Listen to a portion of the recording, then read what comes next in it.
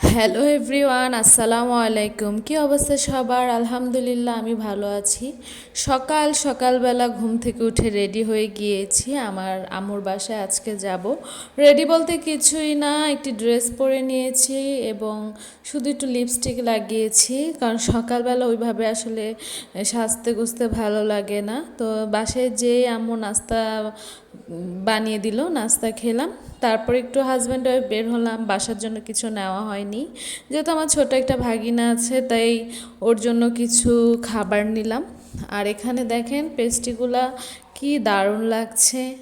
এবং দুপুরবেলা সুন্দর করে যথারীতি আম্মু টমেটো টক, দেশি মুরগির মাংস এবং শুটকির একটি সুন্দর তরকারি রান্না করেছিল, সেগুলো দিয়ে পেট ভরে ভাত খেলাম। আসলে কি জানেন, মায়ের রান্নার কখনো কোনো তুলনা হয় না।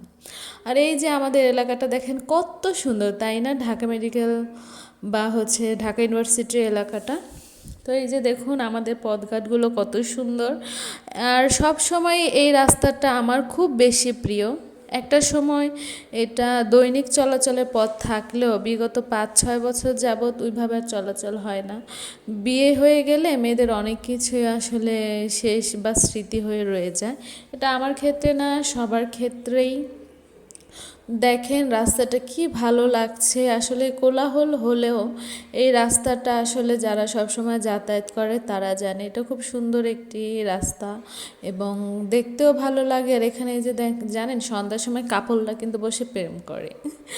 আমরাও এক সময় বসেছি, কিন্তু এখন তো আর বিয়ে হয়ে গিয়েছে, এখন তো আর ওইসবের সময় নাই, কি আর করার। এই যে আমরা দুইজন রিকশায় করে বাড়ি ফিরছি এবং আশেপাশের পরিবেশ দেখছি।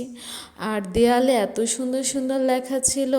আসলে কি জানেন, লেখার মাধ্যমে মানুষের ভেতরের কথাগুলো প্রকাশিত হয় এবং এই লেখাগুলো পড়লে না মনে অন্যরকম একটা শান্তি অনুভব করে বা সাহস জোগাতে সাহায্য করে।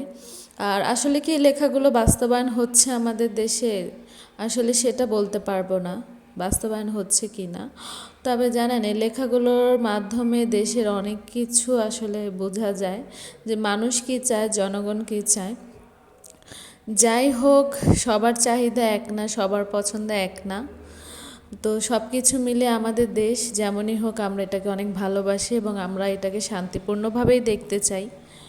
ও রাস্তাটা দেখেন কি সুন্দর, নিট অ্যান্ড ক্লিন একটি রাস্তা। এবং আমরা কিন্তু এখন অলরেডি শহীদ মিনারের কাছে চলে আসছি।